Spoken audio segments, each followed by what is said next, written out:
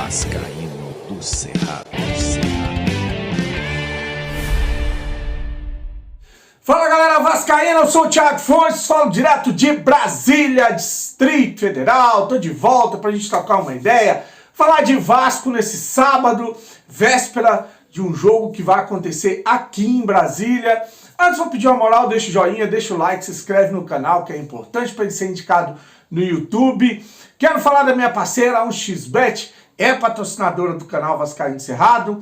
Hoje tem jogos do Campeonato Brasileiro, vou destacar um aqui, ó. Fluminense e Botafogo estão pagando 3,15 na vitória do Fluminense, 3,22 no empate, 3,36 na vitória do Botafogo, tá, ó. Aí tem gente perguntando, cadê os bilhetes? Pô, é uma correria danada que eu não tô conseguindo trazer aqui dicas para vocês, mas vou deixar uma aqui bem legal.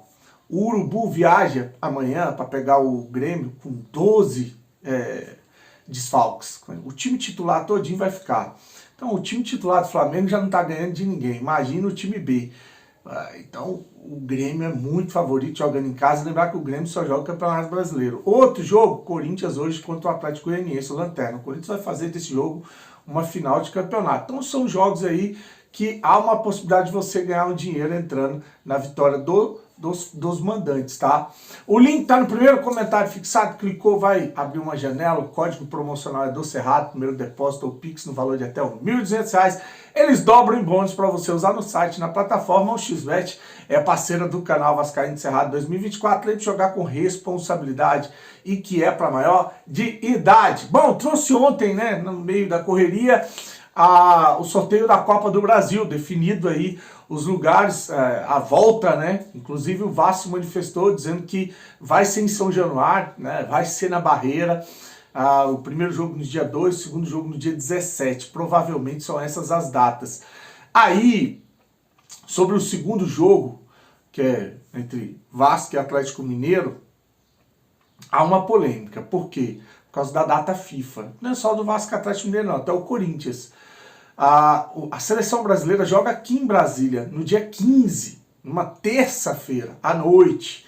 E alguns jogadores, por exemplo, o Flamengo vai ter meio time, vários jogadores do Uruguai lá no Flamengo, vai ter meio time aí jogando nas seleções.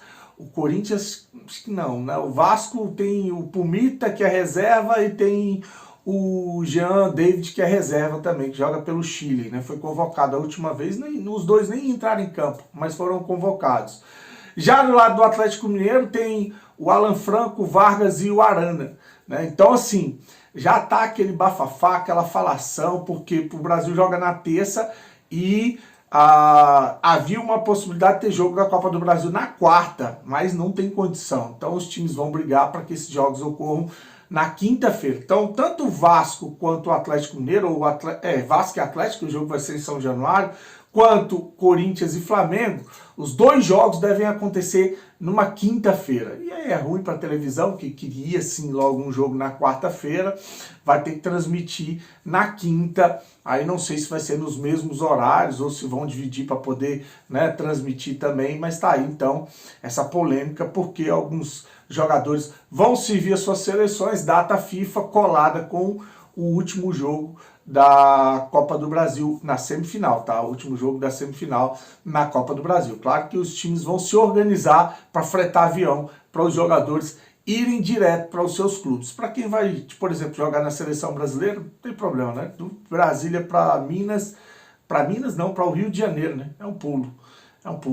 Então tá tudo certo aí, a gente sabe agora as datas, os dias, como é que vai ser, aguardar para ver o Atlético Mineiro na semifinal e focar agora então no Campeonato Brasileiro. Amanhã o Vasco encara o Palmeiras aqui em Brasília, vamos estar lá acompanhando o evento, vai estar aquela live de pré-jogo lá no Sandro Gama, se você ainda não se inscreveu, vai lá, Sandro Gama Esporte Clube, tá? E aí, o que acontece? Os ingressos, falei que a expectativa de quebra de recorde. Ontem foi divulgado que venderam mais de 60 mil ingressos. Cara, o Mané Garrincha vai estar lotado. Anel inferior, anel superior, vai... Uma coisa que eu não concordei foi com 50% a 50%. Parece que é isso. Não é, para mim não é oficial essa informação. Mas parece que é torcida dividida. Ah, tá beleza, tem ali uma né, uma coisa entre a torcida do Vasco e do Palmeiras, né, um clima de amizade. Só que quando o Vasco foi jogar lá em São Paulo, não teve essa colher de chá, não. O Vasco só teve, o torcedor do Vasco era 10%. Por que que o Vasco, como mando, na hora dessa desgraça, dessa 777, vender esse jogo, porque vendeu, não, doou para Brasília por R$1 milhão, e os caras estão faturando uma fortuna. Na hora de vender, por que não colocou na cláusula lá? Não, beleza, vamos vender, mas é aqui, ó, 80% da torcida do Vasco, 20% da torcida do Palmeiras. Que aí você lotava o estádio com mais vascaínos. Mas não, fizeram do jogo do Vasco, né, a 777, a famigerada, né, a empresa falida, a quadrilha, fez do jogo do Vasco contra o Palmeiras no Campeonato Brasileiro um jogo de campo neutro. Joga em Brasília e joga com meio a meio na torcida. Deve ter alguns torcedores do Vasco misturados com a torcida do Palmeiras, né? Não sei se o Palmeiras tem toda essa torcida aqui em Brasília, que a do Vasco com certeza tem bastante. Mas tá aí, então, jogo às 16 horas com transmissão da Rede Globo e do Premier, ao Vasco com uma provável mudança no meio de campo. Sai o Sforza e entra o Cocão, essa é a dúvida, tá? E no ataque, provavelmente, é o Rayan. Falei, Rayan, David e Verratti, né? Com a possibilidade de ser o Emerson no lugar do Rayan. Mais difícil agora com essa necessidade de venda do Rayan, ele deve entrar como titular nesse jogo contra o Palmeiras. Então, o provável time é Léo Jardim, PH, Michael, João Vitor e Piton, Cocão e Hugo Moura, Payet. No ataque, o Rayan, David e o Verratti. Esse é o provável time para encarar, então, com essas duas mudanças, o Palmeiras amanhã. Uma outra informação sobre Brasília, já que a gente está falando de Brasília. O Vasco joga em São Januário o jogo da volta da Copa do Brasil no dia 17, né? No dia 20, 3 dias depois, ele vai estar aqui, provavelmente em Brasília de novo. Não é o Vasco que vendeu o mando dessa vez é o São Paulo, tá? O São Paulo tem mandado jogos aqui em Brasília, vai jogar contra o Corinthians aqui em Brasília, e parece que o jogo da 30ª rodada do Campeonato Brasileiro, entre São Paulo e Vasco, vai ser aqui em Brasília também, né? Acho que são shows que estão programados para acontecer lá no Morumbis, e aí o São Paulo deve trazer, tá quase tudo confirmado, só falta no Metropolitan, lá, quem administra lá e vende ingresso, divulgar também que esse jogo entre São Paulo e Vasco vai ser aqui em Brasília, a 30ª rodada do Campeonato Brasileiro, no dia 20/10, anota aí. Joga em São Januário, classifica na Copa do Brasil para a final e lota o Mané Garrincha de novo para o jogo contra o São Paulo. São Paulo vem aí babando para cima do Vasco depois da goleada que tomou em São Januário. Então, overdose de jogos em Brasília, para quem gosta de acompanhar o Vasco da Gama. E já vou me despedindo aqui, pedindo... Ah, tá, antes de despedir, só falar de um assunto muito sério, tá?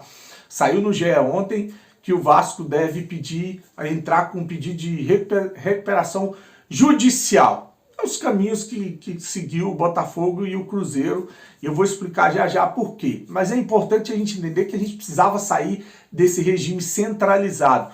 Não, o Vasco entrou no RCE já como associativo, lá na gestão do Salgado. Acho que foi um dos processos que a gente teve que fazer para depois virar uma SAF. Então o Vasco entra no regime centralizado, só que o regime centralizado não funcionou no Brasil. Não tem funcionado para os clubes. Por quê? Por causa dos juros altos. Você tem juros anuais no Brasil, saiu uma matéria até na Globo de quase 11% ao ano. Então o Vasco paga 20% do que fatura para o regime centralizado. Vamos supor que o Vasco pague anualmente 100 milhões de reais. Um valor hipotético, né? 100 milhões de reais. Só que o que rola de juros do restante da dívida acaba fazendo a dívida aumentar mais 100 milhões de reais. Então é tipo enxugar gelo. Ele está pagando, mas a dívida ela não está sendo abatida.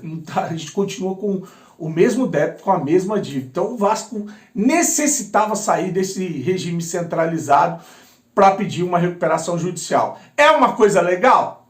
Não é, porque o pedido de recuperação judicial, né, ele é ali para uma empresa que já está falida, quebrada, né, é um último recurso para que ela seja administrada. E assim foi o caminho traçado pelo Cruzeiro e pelo Botafogo, e eles estão pagando lá, né, a recuperação judicial e está dando certo para eles. Deve dar certo para o Vasco também, tá? Então, só para esclarecer, o Vasco deve sair do regime centralizado e entrar com um pedido de recuperação judicial. Curte, se inscreve no canal, fique com Deus, um fim de semana abençoado, saudações vascaínas.